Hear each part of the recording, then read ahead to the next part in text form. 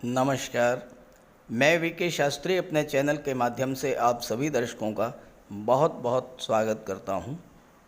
ग्रहों के महामंत्री, देवताओं के गुरु, देवगुरु बृहस्पति, जो कि ज्ञान, धन, संतान, विवाह और भाग्य के कारक होते हैं, 4 सितंबर 2023 को मेष राशि में वक्री होने जा रहे हैं और 31 दिसंबर 2023 तक मेष राशि में ही वक्री रहेंगे। वक्री होने के बारे में एक आम धारणा है कि वक्री अवस्था में ग्रह उल्टी दिशा में गतिमान हो जाता है, लेकिन ऐसा नहीं है। वक्री होने पर ग्रह की चाल सामान्य अवस्था की चाल से कम हो जाती है और पृथ्वी से देखने पर ऐसा लगता है कि ग्रह उल्टी दिशा में गतिमान है। वक्री अवस्था में ग्रह की स्पीड तो धीमी हो जाती है, लेकिन उसे चेष्टा बल प्राप्त होता है और ऐसे में ग्रह की फल प्रदान करने की क्षमता 3 गुना तक बढ़ जाती है। वक्री अवस्था में कोई भी ग्रह एक भाव पीछे का भी फल प्रदान करता है। देवगुरु बृहस्पति को ज्योतिष शास्त्र में सर्वाधिक शुभ ग्रह माना जाता है और इसलिए गुरु के वक्री अवस्था में गतिमान होने के ये 118 दिन, लगभग 4 माह आपके लिए बहुत ही महत्वपूर्ण होने जा रहे हैं। तो गुरु के वक्री होने का मीन राशि के जातकों के जीवन पर क्या प्रभाव पड़ेगा, इसी का विश्लेषण करेंगे इस वीडियो में। ये विश्लेषण आपकी चंद्र राशि के आधार पर किया जा रहा है और वीडियो के अंत में मैं आपको देवगुरु के उपाय भी बताऊंगा। तो ये है मीन राशि के जातकों की कुंडली। मीन राशि के लग्न के स्वामी हैं देवगुरु बृहस्पति और देवगुरु बृहस्पति आपकी कुंडली के धन भाव में गोचर कर रहे हैं और धन भाव में ही 4 सितंबर को वक्री होंगे। जब वक्री होंगे तो एक भाव पीछे का भी फल प्रदान करेंगे, यानी आपके लग्न भाव का भी फल प्रदान करेंगे। मीन राशि के जातकों के जीवन में शनि की 7.5 का प्रथम चरण गतिमान है। शनि का गोचर 12वें भाव में है और गुरु आपकी कुंडली के दूसरे भाव में गोचर कर रहे हैं, धन के भाव में। मीन राशि के जातकों के लिए पिछले 6-7 महीने विशेष कष्टदायी रहे होंगे, क्योंकि एक तो शनि की 7.5 और उसके अलावा 22 अप्रैल से जब देवगुरु राशि परिवर्तन करके मेष राशि में आए तो यहाँ पर राहु भी थे और गुरु राहु का चांडाल योग बन गया। अब एक तो 7.5 और दूसरे गुरु चांडाल योग, इन दोनों ने मिलकर के आपके जीवन की अर्थव्यवस्था को पूरी तरह से तहस नहस कर दिया होगा। शनि 12वें भाव में गोचर कर रहे हैं। 12वां भाव खर्चों का होता है। शनि 11वें के भी स्वामी हैं, जो कि आपके इनकम का भाव होता है। तो ना तो आपको इनकम हुई होगी, ना तो आपकी आय बढ़ी होगी, ना ही धन का संचय हुआ होगा और फालतू के खर्चे बहुत ज़्यादा बढ़ गए होंगे। गुरु आपके लग्न के भाव के स्वामी हैं। लग्न भाव होता है आपका स्वास्थ्य और गुरु चांडाल योग बन गया 22 अप्रैल से और शनि 12वें भाव में, जो कि अस्पताल के भाव को शो करता है। तो 22 अप्रैल के बाद से स्वास्थ्य संबंधी समस्याओं से आप बहुत ज़्यादा पीड़ित हुए होंगे। आपके फालतू का पैसा अस्पताल के, डॉक्टर के, मेडिकल स्टोर के चक्कर लगाने में खर्च हुआ होगा। इसके अलावा दूसरा भाव परिवार का होता है। जब गुरु राहु का चांडाल योग बना तो परिवार के सदस्यों के बीच में एक तनाव, गलतफहमी और कलह की स्थिति बनी होगी। यहाँ पर गोचर करते हुए जब गुरु की दृष्टि 6ठे भाव पर पड़ी और शनि की भी दृष्टि 6ठे भाव पर पड़ी खर्चे आपके इतने ज़्यादा बढ़ गए होंगे कि आपको कर्ज लेना पड़ा होगा। कर्ज तो आपको लेना ही पड़ा होगा और उस कर्ज से आप परेशान हुए होंगे। इसके अलावा अष्टम भाव पर गुरु की दृष्टि पड़ी। अष्टम भाव आकस्मिक घटनाओं का, दुर्घटनाओं का होता है और यहाँ गुरु के साथ राहु थे।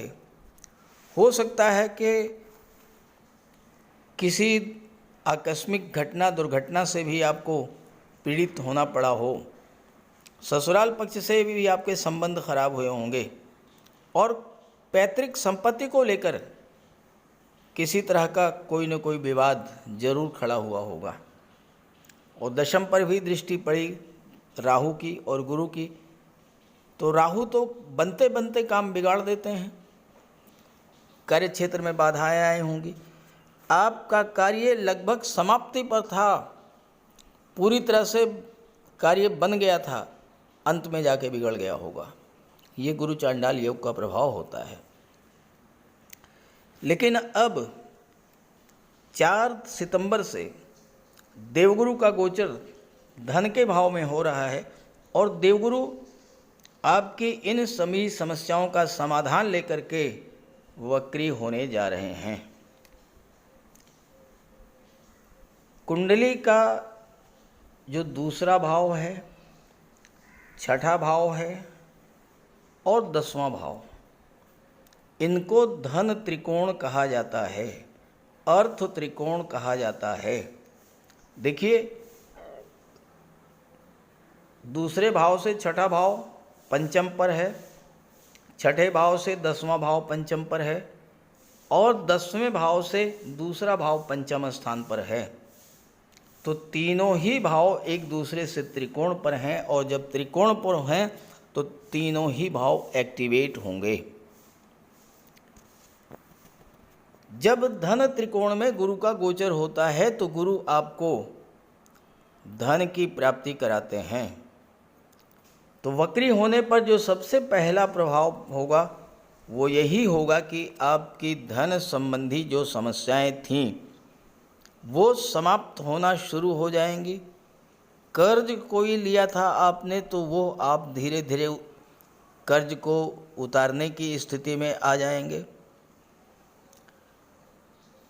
गुरु का ये गोचर आपके लिए विशेष महत्व का होगा क्योंकि आपके जीवन में शनि की 7.5 के कारण जो समस्याएं बन रही थीं उनसे भी आपको राहत मिलने जा रही है।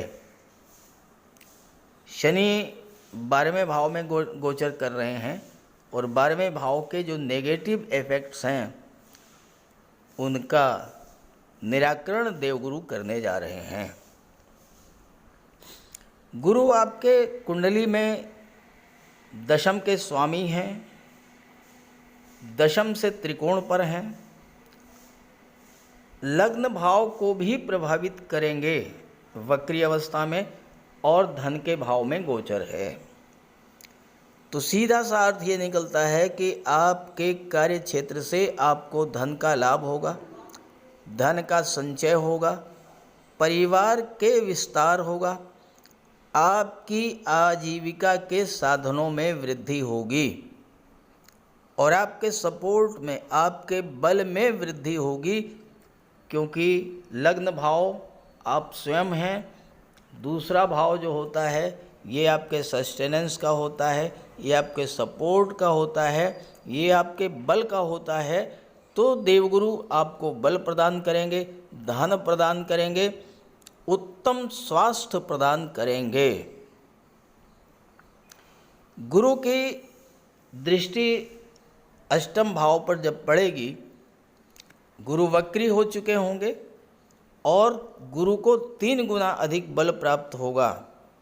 तो सबसे पहला कार्य तो ये होगा कि आपको दैवी सपोर्ट मिलेगा, ईश्वर की विशेष कृपा होगी आप पर। पैतृक संपत्ति का जो विवाद था गुरु चांडाल योग बनने के कारण वो समाप्त हो जाएगा और आप अपनी पैतृक संपत्ति से लाभ अर्जित कर पाएंगे। जहाँ तक राहु की बात है तो राहु तो 4 सितंबर को पूरी तरह से बलहीन हो चुके होंगे और 30 अक्टूबर को राशि परिवर्तन करके लग्न में आ जाएंगे। तो गुरु के गोचर का पूरा फल आपको प्राप्त होगा। आपके घर में किसी धार्मिक या मांगलिक कार्य का आयोजन होगा, संतान का जन्म हो सकता है, संतान का विवाह हो सकता है, या आपके संतान को कोई लाभ हो सकता है, नौकरी का, व्यापार व्यवसाय का।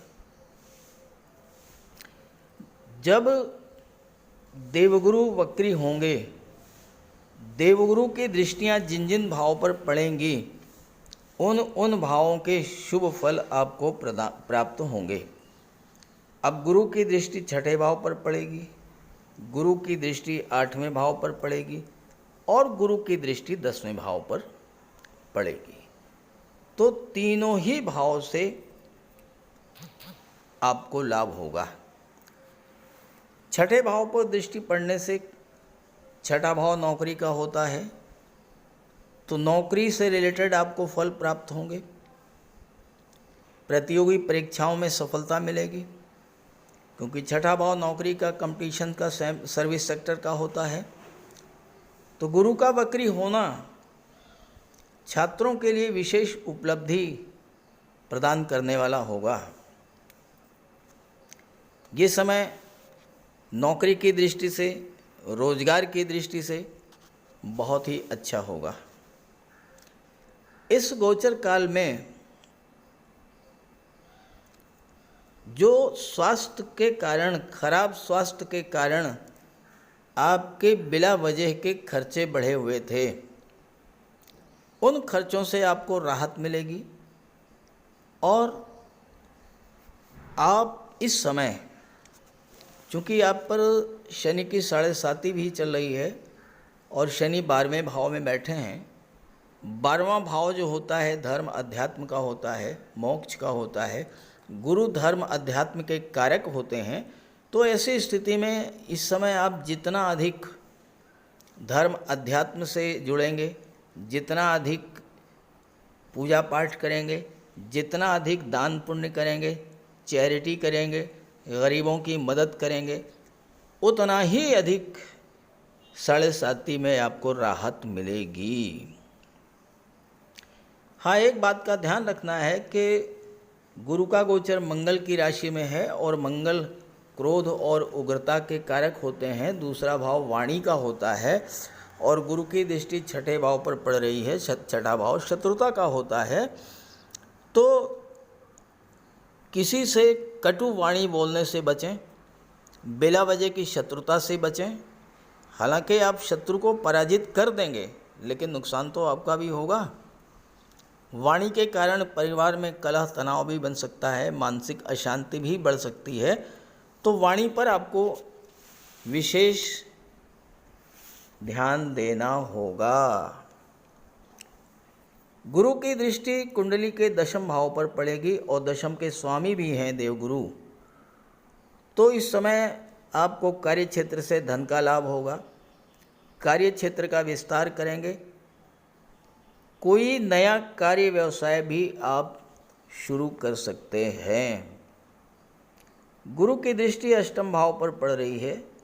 8वां भाव परिवर्तन का भी होता है, लेकिन आप इस समय अपने कार्य व्यवसाय में किसी तरह का परिवर्तन ना करें, क्योंकि इस समय आपकी कुंडली में गुरु भी वक्री हैं, शनि भी वक्री हैं, शुक्र भी वक्री हैं। और वक्री ग्रह ये चाहते हैं कि आप किसी तरह की कोई जल्दबाजी ना करें, कोई निर्णय जल्दबाजी में ना लें। जो कार्य आप कर रहे हैं उसमें सुधार की कितनी गुंजाइश है, इस बात पर विचार करें। गुरु की दृष्टि 10वें भाव पर पड़ने से आप, गुरु क्या हैं? गुरु हैं शिक्षक, गुरु हैं टीचर, गुरु हैं ज्ञान। गुरु ज्ञान प्रदान करते हैं, शिक्षा प्रदान करते हैं। तो आप शिक्षक के रूप में, काउंसलर के रूप में, धर्मगुरु या पुरोहित के रूप में, या बैंकिंग, फाइनेंस या राजनीति से जुड़ करके, या प्रशासनिक सेवा, न्यायिक सेवा या विदेश सेवा में हैं, तो ये समय आपके लिए हर तरह से लाभ देने वाला होगा। पद प्रतिष्ठा, प्रमोशन का भी लाभ आपको मिल सकता है।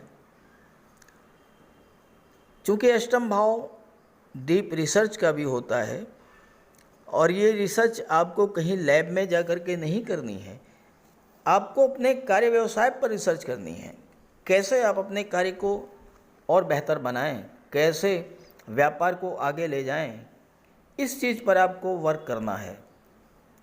अगर आप ये करेंगे तो गुरु के वक्री होने का बहुत बड़ा लाभ आपको मिलेगा। पैतृक संपत्ति का लाभ मिलेगा, ससुराल पक्ष का से संबंध आपका अच्छा होगा, इंश्योरेंस के क्षेत्र से, मार्केटिंग के क्षेत्र से आपको आकस्मिक रूप से धन लाभ तो होगा ही, किसी पुरानी क्रॉनिक डिजीज से आपको राहत भी मिलेगी। कुल मिलाकर के मीन राशि के जातकों के लिए गुरु का वक्री होना विशेष फलदायी है, इसका लाभ उठाएं। लेकिन चूंकि आपके राशि के स्वामी ही वक्री हो रहे हैं, तो आप राशि के स्वामी का यानी देवगुरु का उपाय जरूर करें। तो बात करते हैं उपायों पर। कुंडली में देवगुरु बृहस्पति का बहुत ही महत्वपूर्ण स्थान है, क्योंकि देवगुरु कुंडली के पंचम और नवम भाव के कारक होते हैं। पंचम भाव से संतान का विचार किया जाता है, शिक्षा का विचार किया जाता है, और नवम भाव से भाग्य का विचार किया जाता है। गुरु ग्रह भाग्य के लिए जिम्मेदार माने जाते हैं और किसी भी कार्य की सफलता के लिए देवगुरु का मजबूत होना बहुत ज़रूरी है। जब कुंडली में देवगुरु मजबूत होते हैं तो भाग्य का साथ मिलता है, जिस काम में हाथ डालते हैं वो सफल होता है, विवाह समय से होता है, शिक्षा अच्छी मिलती है, गुरु की कृपा रहती है, धन की प्राप्ति होती है। तो देवगुरु के लिए कुछ उपाय बताने जा रहा हूँ, उपाय ज़रूर कीजिएगा। अगर आपकी जन्म कुंडली में गुरु कमज़ोर स्थिति में है तो आपको गुरुवार का व्रत करना चाहिए। स्नान करते समय जल में आधा चम्मच हल्दी डालकर स्नान करें। स्नान के बाद पीले रंग के वस्त्र धारण करें और साथ ही साथ केसर या हल्दी का तिलक लगाएं। और गुरुवार के दिन भगवान विष्णु की उपासना करें। घर में केले का एक वृक्ष लगा लें, उसकी पूजा करें, उसकी सेवा करें।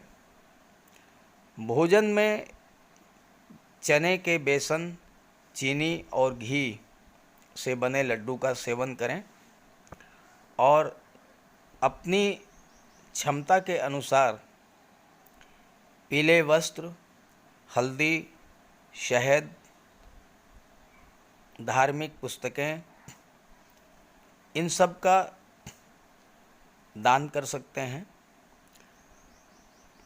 अगर गुरु ग्रह कमज़ोर है तो पुखराज धारण करें, लेकिन इसके लिए किसी योग्य ज्योतिषी की सलाह ले लें।